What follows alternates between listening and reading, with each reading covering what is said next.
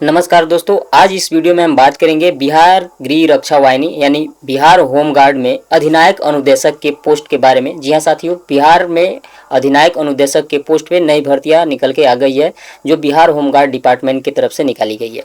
अगर आप बिहार पुलिस में जॉब पाना चाहते हैं तो आप सभी के लिए बहुत ही अच्छा करियर है। इस वीडियो में साथियों हम जानेंगे कि अधिनायक अनुदेशक के पोस्ट क्या है, इसके लिए शैक्षणिक योग्यता क्या होने वाला है, चयन प्रक्रिया क्या होगा और कार्य में जो है इसकी कार्य की जिम्मेवारी क्या होती है, वेतन कितने मिलने वाले हैं, सारी चीज़ें इस वीडियो में कवर करेंगे। और आवेदन जो है कब से कब तक लिया जा रहा है, सारी चीज़ें इस वीडियो में कवर करेंगे। तो आप सभी साथियों से रिक्वेस्ट है, अगर चैनल पर नए होंगे तो चैनल को सब्सक्राइब करके बेल आइकन को प्रेस कर लीजिएगा ताकि इस प्रकार की इन्फॉर्मेशन जो भी आए समय पे आपको जो है मिलती रहे। तो चलिए साथियों देख लेते हैं बिहार जो होम गार्ड की तरफ से निकल के आ गई है। यहाँ पे आप देख सकते हैं एडवर्टाइजमेंट सबके आपको देखने को मिल जाएंगी। 28/4/2026 को निकाला गया है 5/26 for section of havildar instructor direct requirement जो निकाला गया है होम गार्ड डिपार्टमेंट की तरफ से। इस पे जैसे हम क्लिक करेंगे इसका नोटिफिकेशन जो है हमारे सामने खुल के आ जाएगा। आप यहाँ पे देख सकते हैं गृह रक्षा वाहिनी विशेष शाखा की तरफ से निकाला गया है, जिसके लिए आवेदन प्रारंभ कर दिया जाएगा 1/5/2026 में, यानी 1/5/2026 से यानी 1 मई से आपका आवेदन जो है प्रारंभ हो जाएगा। और आवेदन की अंतिम तिथि की बात करें तो 1/6/2026 जो है आवेदन की अंतिम तिथि रखी गई है। 1 जून तक आप आवेदन जो है कर सकते हैं। विज्ञापन संख्या आपको देखने को मिल जाएगा जो गृह रक्षक वाहिनी की तरफ से निकाला गया है। पोस्ट की बात करें साथियों तो अधिनायक अनुदेशक के पोस्ट पे निकाला गया है। अब अधिनायक अनुदेशक जान लेते हैं साथियों होता क्या है। अधिनायक अनुदेशक जो है ना, बिहार होम गार्ड में जवानों को ट्रेनिंग देने के लिए जो है व्यक्ति का पद एक ही होता है। जो भी व्यक्ति बिहार के होम गार्ड को ट्रेनिंग देता है ना, वही होता है अधिनायक अनुदेशक, यानी उसी पोस्ट पे जो है भर्तियां निकल के आ गई है। तो अब इसके लिए क्या क्वालिफिकेशन है हम आगे देखेंगे। तो अभी पोस्ट की बात कर लें तो अधिनायक अनुदेशक जो है यहाँ पे पोस्ट निकाला गया है। लेवल 4 की इसमें सैलरी मिलेगी।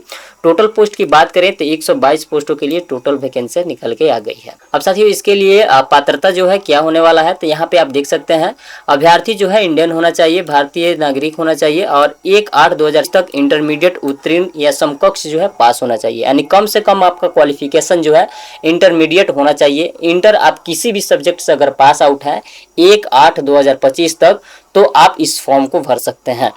यहाँ पे आप साथियों देखेंगे उम्र सीमा की गणना जो है 1/8/2025 के आधार पर किया जाएगा। यानी मिनिमम उम्र सीमा जो है 18 वर्ष लिया जाएगा। 1/8/2025 तक आपका उम्र जो है कम से कम 18 वर्ष होना चाहिए। अब आगे हम अधिकतम आयु जो है ना कैटेगरी वाइज यहाँ पे देखने को मिलेगा। देख सकते हैं अधिकतम आयु सीमा जो है कैटेगरी वाइज दिया गया है। अनारक्षित के लिए पुरुषों के लिए 18 वर्ष कम से कम रखा गया है और अधिकतम जो है 37 वर्ष रखा गया है जनरल वर्ग के लिए। और महिलाओं के लिए कम से कम 18 वर्ष और अधिकतम जो है 40 वर्ष रखा गया है जो भी जनरल वर्ग की महिला हैं उन सभी के लिए। पिछड़ा वर्ग और अत्यंत पिछड़ा वर्ग के महिलाओं एवं ट्रांसजेंडर अभ्यर्थियों के लिए न्यूनतम 18 वर्ष और अधिकतम जो है 40 वर्ष रखा गया है महिला और पुरुष के लिए। यानी जो भी बीसी और ईबीसी कैंडिडेट हैं, महिला और पुरुष हैं, तो 18 से लेकर 40 वर्ष के बीच इनकी आयु होनी चाहिए। वे कैंडिडेट जो है फॉर्म को भर पाएंगे। अब बात कर लेते हैं एससी और एसटी के लिए, अनुसूचित जाति और अनुसूचित जनजाति के महिला और पुरुष दोनों अभ्यर्थियों के लिए कम से कम 18 वर्ष और अधिकतम जो है 42 वर्ष की उम्र सीमा रखी गई है। अब साथियों इसमें जो भी कैंडिडेट बिहार के वैसे सरकारी सेवकों को उच्चतर वेतनमान सेवा संवर्ग में जाने के लिए प्रतियोगिता परीक्षाओं में भाग लेने हेतु अधिकतम आयु जो है 5 वर्ष की छूट जो है दिया जाएगा, जिन्होंने नियमित रूप से सेवा में न्यूनतम 3 वर्ष की अवधि जो है पूरी कर लिया है। यानी जो भी कैंडिडेट इस पोस्ट के लिए अप्लाई करेंगे, अगर वे ऑलरेडी बिहार पुलिस में है वे भी अप्लाई कर पाएंगे उच्चतम जो है पोस्ट पाने के लिए, है ना। कम से कम उनका सेवा जो है 3 वर्ष का होना चाहिए। अगर 3 वर्ष वो जॉब कर लिए हैं तो इस फॉर्म को भर पाएंगे।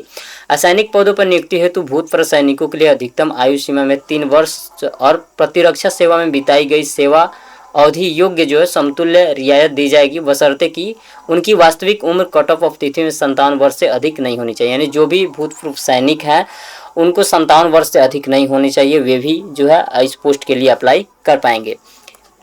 अब साथियों यहाँ पे देखेंगे शारीरिक दक्षता के लिए, तो जैसे कि आप बिहार पुलिस में हाइट रखा गया है, सेम उसी प्रकार से इसमें भी हाइट और उनके चेस्ट की माप जो है रखी गई है।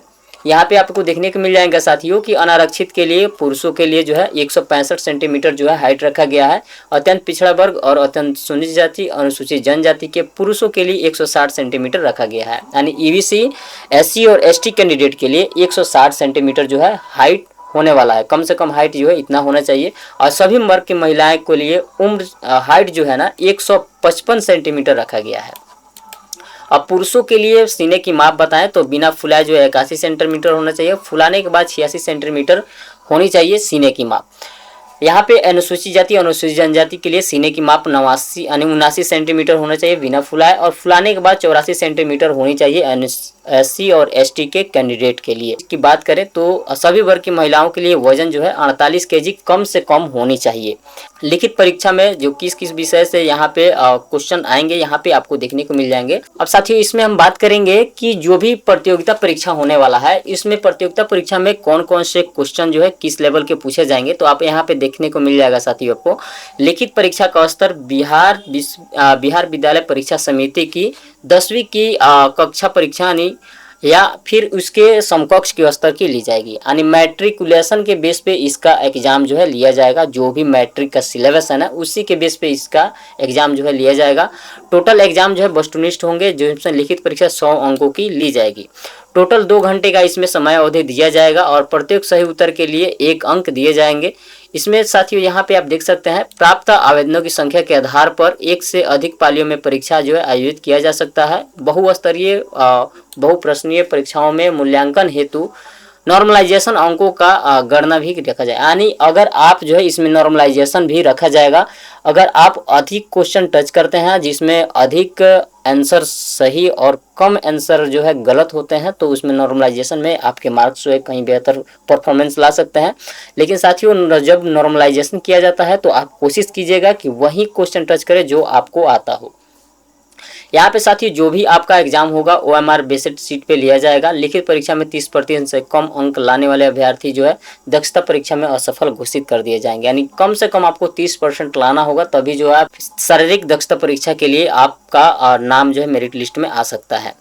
अब साथियों बात कर लेते हैं शारीरिक दक्षता परीक्षा के लिए, तो जो भी कैंडिडेट एग्जाम में क्वालिफाई करेंगे वही शारीरिक दक्षता परीक्षा में सम्मिलित हो पाएंगे। शारीरिक दक्षता परीक्षा 100 अंकों का होगा, इसमें भी 100 अंकों का लिया जाएगा। जैसे कि आप बिहार पुलिस में प्रक्रिया होती है उसी प्रकार से इसमें भी लिया जाएगा, जिसमें सभी पुरुषों के लिए 1600 मीटर की जो है दौड़ लगानी होती है, अधिकतम 6 मिनट में लगानी होती है। 5 मिनट से कम में 50 अंक दिए जाएंगे और 5 मिनट से लेकर यहाँ पे आप देख सकते हैं दिया गया है। उसी प्रकार महिलाओं के लिए यहाँ पे भी दिया गया है जो 5 मिनट में पूरा करना होता है 1 किलोमीटर की दौड़ को।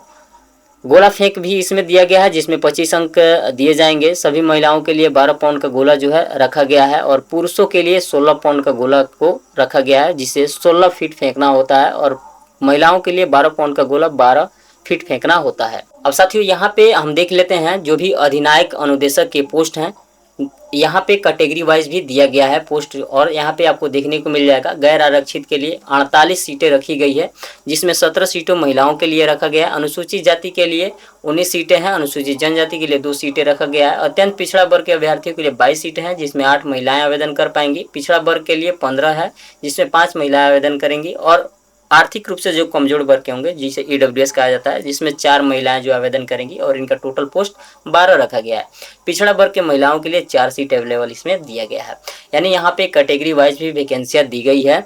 अब साथियों इसमें जो भी स्वतंत्रता सेनानी के होंगे जिसे कुल 2% रखा गया है, टोटल जो है 2 ही व्यक्ति इसमें सीट रखा गया है। तो साथियों जब भी इसका ऑनलाइन अप्लाई शुरू हो जाएगा ना तो हम इस पे भी प्रॉपर वीडियो बना के बताएंगे कैसे आपको घर बैठे आसानी से ऑनलाइन करना है। इसके लिए साथियों आप हमारे चैनल को सब्सक्राइब करके बेल आइकन को प्रेस कर लीजिएगा ताकि इस प्रकार के इन्फॉर्मेशन आपको समय पे मिलती रहे।